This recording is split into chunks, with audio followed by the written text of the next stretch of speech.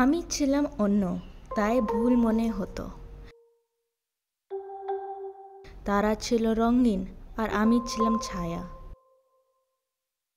তারপর দেখলি আমাকে সমান কেউ প্রথমবার আশা জানল।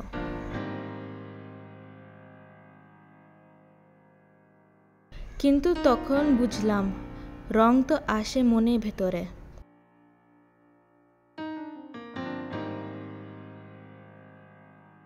যখন কেউ তোমার হাত ধরে, তারা আবার তোমায় রঙিন করে।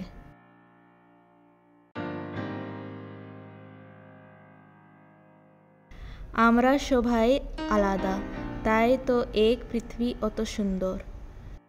সবচেয়ে ভালো রূপটা আসে যখন কেউ আমাকে আমার মতন চায়।